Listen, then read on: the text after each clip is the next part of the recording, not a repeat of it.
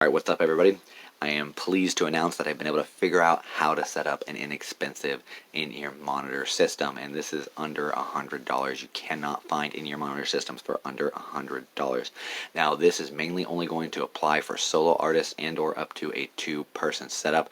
This works best for solo artists, and that seems limited, but there are more solo artists and independent artists out there than there ever has been in the history of music. So I do not know why the in-ear monitor system companies don't offer something inexpensive for a musician like me who's a solo artist, because all I need is one pair of earbuds and something to transmit my backing tracks to those earbuds. I do not need a custom in-ear monitor system set up with a multi-band person setup that costs thousands of dollars. I'm an independent artist. I don't have the resources like some people. I'm not making tons of money doing my music right now. Until that time comes, I need to have something that's going to get me by, and that's what this bridges. This bridges that gap. All this works. There's multiple ways to set this up, and I have a bunch of diagrams I'm going to show you and go over in this video, so you guys will already know how to set this up. And it is very easy, but I just want to show you guys so you'll already know how to do it. So when you get this and you get this in the mail, you already know how to set it up, and you won't have to figure out all this stuff yourself. That's the point of this video.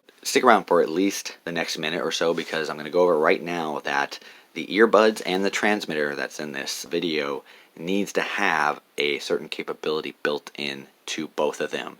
If it's not built into both of them, this will not work in a real-time, real-life application, like performing in front of people, okay? Because there's going to be latency issues. Now, for those of you who've already gone down this road, you'll pretty much know what I'm talking about because you run into this wall immediately. But basically, and we're going to focus on the bottom of this page. This is one of the diagrams I'm going to be bringing back into the frame a bunch of times, but we're going to be focusing on the bottom of the page right here to this phrasing right here, which is called aptX LL. Some people say aptX LL. Okay, that's not a 2, that's actually 2 L's. And that 2 L's stands for low latency. You need to have that capability built into both the earbuds and the transmitter in order for this to work. Otherwise, it will not work if you just get any earbuds or any transmitter. So you need to have that. And more importantly is that, if you take my word for it, I spent the last 2 weeks straight, and it was before a show, so I was really digging in, trying to figure out how to make this thing work. I went over hundreds of different products between the transmitter and the earbud, and I already basically did the research for you guys, and I'm going to recommend these two things in this video and go over that and why to use those particular earbuds and this transmitter. They do offer other transmitters you can get as well, but this transmitter is like a happy medium as far as the price goes and stuff like that. Like I said, this is to show you an under $100 version of this particular setup for a solo artist to have in-ears in your ear. So basically, you'll find that these companies, when you're doing the searches yourself, if you do the searches yourself, that this aptX phrasing right here, basically what the aptX is a sound quality that they put on to the earbuds and the transmitters to make them sound better, basically. But, and give it other capabilities as well and functions, which is like one of them's the low latency. So they have many different phrasings of this, which complicates your search when you're doing this and finding the right ones for on-stage applications. So basically they have aptX HD, they have aptX stereo, they have aptX by itself, they have aptX lossless, which has 2 L's in it, and so when you're doing a search and you type in just this LL, it's going to bring up a bunch of products that have just the lossless in it. It really kind of complicates, and it makes it unrefined basically, because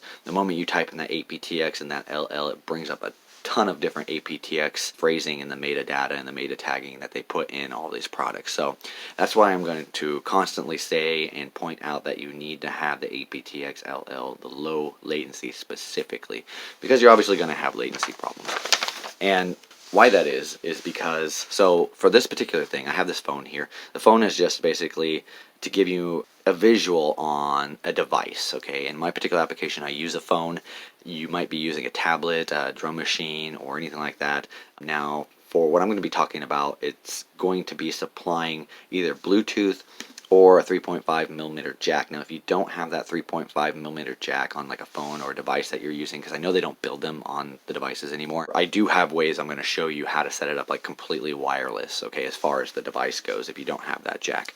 Well, when you're first doing this, the simple A to B would be, why don't I just run out to the board from the jack, go into the mixing board, and then why don't I just pair up some wireless Bluetooth headphones to the Bluetooth that's on my phone.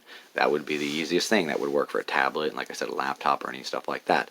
Unfortunately, that doesn't work you will find out that you cannot use your 3.5mm jack and Bluetooth at the same time. They don't allow the devices to work like that because it's a bridge between software and hardware. The hardware being the jack and the software being the Bluetooth. I even spent a few days looking up apps that claimed that you were able to kind of use both, or there was a way to do that, and none of them worked. So there's no way you can actually use that jack and Bluetooth that's on your phone or your device, whatever it is, at the same time. So that's one wall that you run into when you're trying to figure this out. The other problem is that latency problem.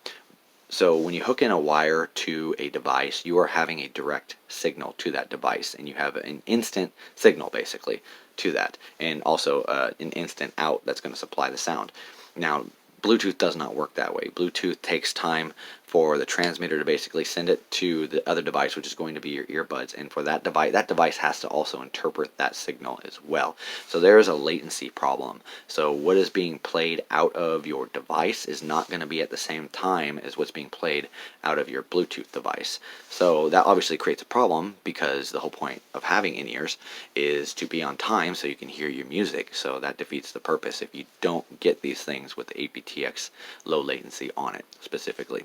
Okay, now to get around that, being able to use your jack and Bluetooth at the same time, is the diagram that I showed you here. If you get the splitter, so this is what a splitter is called. It basically supplies two different lines off of one, and these are very common. And so basically that allows you to supply an external source of Bluetooth. That's what you're seeing here, and that's what the transmitter here is doing. Okay, and then of course it has aptX on it, and then you run the other line out to either your mixing board in your studio, or obviously the on-stage multi-ports that are going to go into an in, and that's going to supply your sound to the venue. I've set all of these up before, all the different versions. I'm going to show you how to set them up, and all of them work, and I've set them up in my studio, and I've set them up on stage at a venue as well. So all this works, guys. But I want to stress that this says device only. Okay, the reason why it says that is because you are only going to be able to hear what is coming off of your device via laptop, tablet or anything like that, or phone. Okay, you're not going to get the full stereo mix. You're only going to get what's being played off of that device. And I'm going to show you how to get full stereo mix. But the reason why I want to show this one is because this is the first one that I was able to finally figure out how to hook this thing up. And so I just want to put it out there. This does work, but it only works for supplying the sound that's coming off of your device. Okay, so this is one out of a few setups that I'm going to show you how to do. Okay, now, and also I need to state that you need to have this close, and you're going to have this close anyways, because this is going to hook in to the on-stage multi-ports. They have the multi-ports are the things that kind of look like this. I'm going to show you that real quick.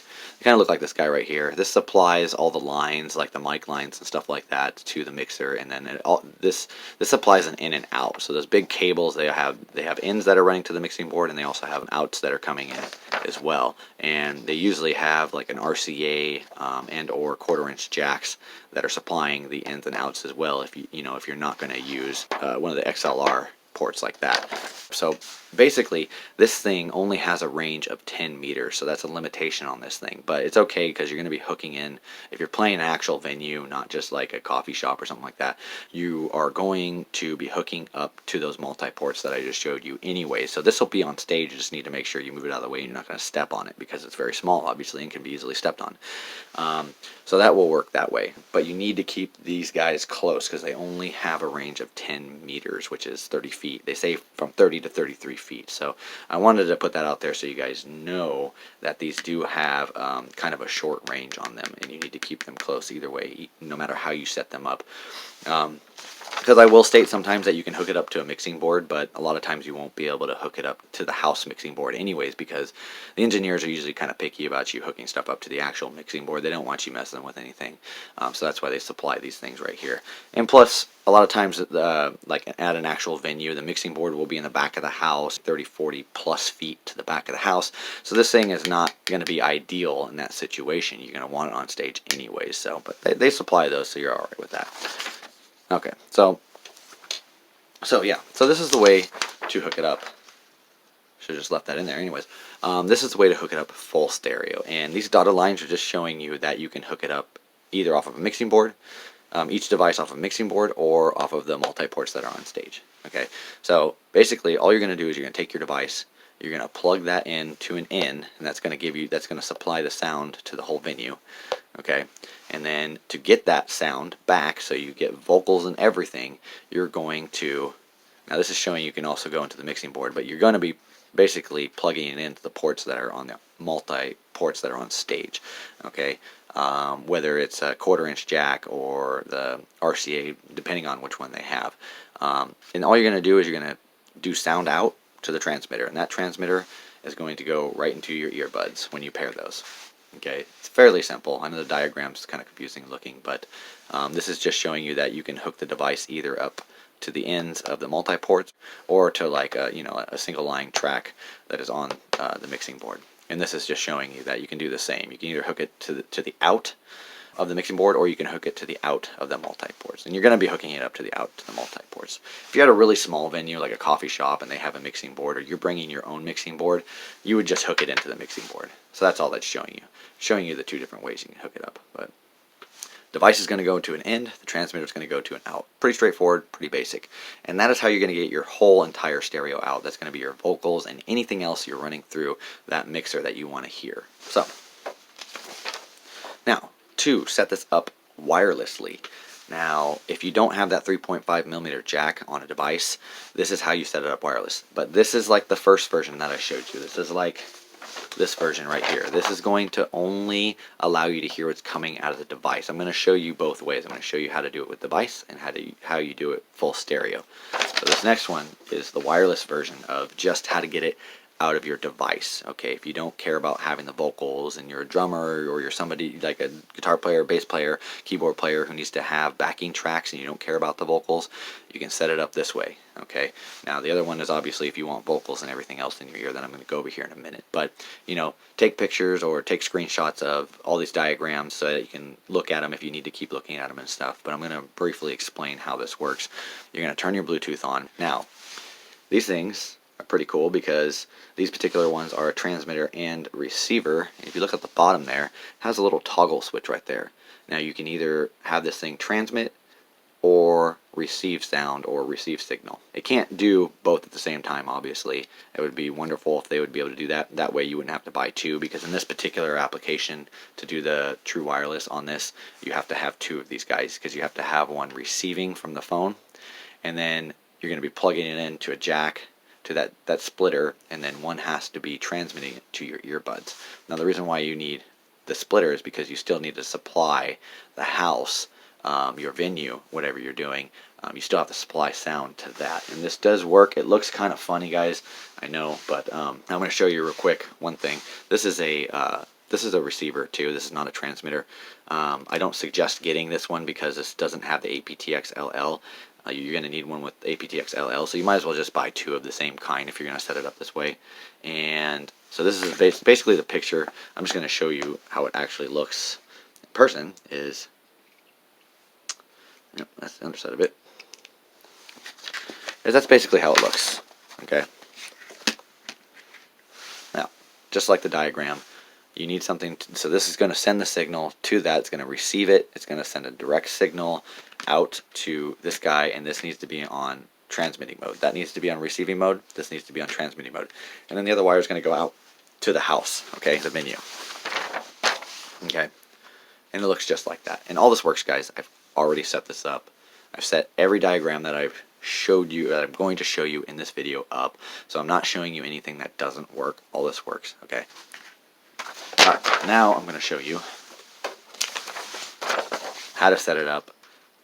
Again, if you don't have that 3.5mm, and this is true wireless or pure wireless, whatever you want to call it, and this is full stereo mix, just like that other one. That way you can hear vocals and everything coming off of the house mixer and the house speakers, everything that's going through them. Okay, and it's really, really simple. I know the arrows kind of make it look a little confusing, but you're basically going to turn on your Bluetooth, just like I said. You're going to pair that with the receiver first. So obviously when you're doing the pairing, you have to pair the ones that need to be paired first. Okay, so you want to pair these two together first, and this isn't, again, receiving. It's just like this one. all you're doing is you're hooking it into the multi-port and going, it's going to go in and then come right back out, and then you're going to be receiving or transmitting that signal to your earbuds. That's the only difference from this one. Instead of wiring this together, you're using those two transmitter and receivers. You're going to be using them in a joint application, going in and then coming back out. That's the only difference. Okay. So, and then that way you can hear everything. You'll hear the whole stereo sound, because it'll be coming off of the house mixing board and what's being run through the whole house. So all you do is you're going to pair it with a receiver. Again, it needs to be a receiver because that's going to receive the sound, that's going to transmit it through whatever you're putting it into.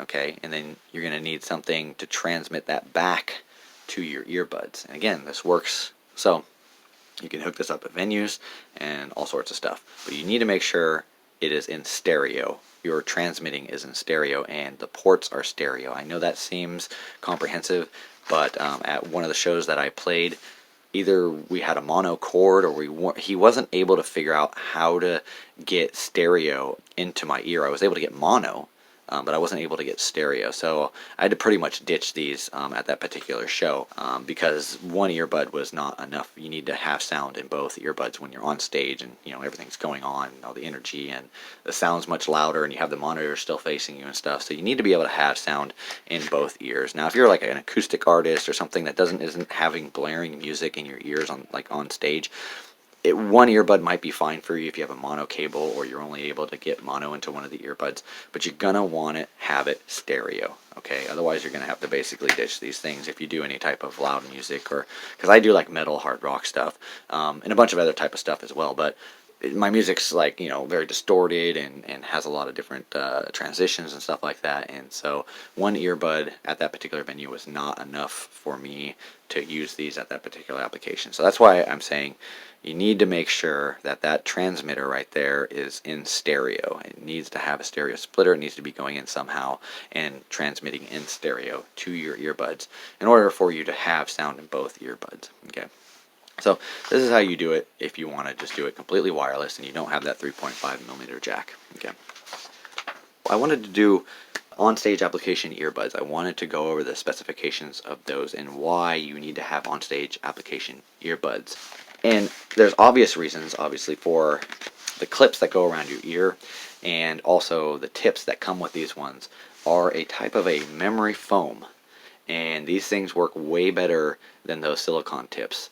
These things stay in your ear better. Now, they're not perfect. Again, these are not custom in-ear monitors that they mold to your ear. So, there are some things. Sometimes, I sing very loud and scream very loud in my stuff, so I'm, opening my mouth and my jaw a lot. And for those of you who have earbuds, the moment you do that, these things like to try and work out of your ear a little bit. They don't completely fall out, but they like to try to work out of your ear. So, you need to get on-stage application earbuds. And come to find out, all the research that I did and everything, they actually only offer 2 earbuds out of all of the earbuds, at least hundreds of earbuds that I looked at online, that will be an on-stage application and have the aptX-LL. Now you might do research yourself and say, oh Jason, they have other earbuds, they have true wireless ones that offer the aptX-LL, why don't you use those ones, why don't you use the ones with silicone tips? I'm telling you, I've already done this in real application purpose too. I have true wireless earbuds. I've tried using those. They try to fall out of your, even the ones with that little thing that clips around in the inside of your ear. Those even try to fall out of your ear. Okay, at least for my particular music. Okay, maybe if you're, like I said, doing stuff that's not very aggressive like I do, you might be able to use those true wireless ones. But for my particular application, it's not going to work. Okay. The silicone ones don't work. Any ones that have the silicone tips are not going to work for you. I'm promising you that. Okay, and then you also need to have this little ear clip thing like you see that the actual in-ear monitors have. And that's why these are the only ones that I recommend out of all of them. There was only one other one. Like I said, there was 2 that they actually offered that will work for an on-stage application.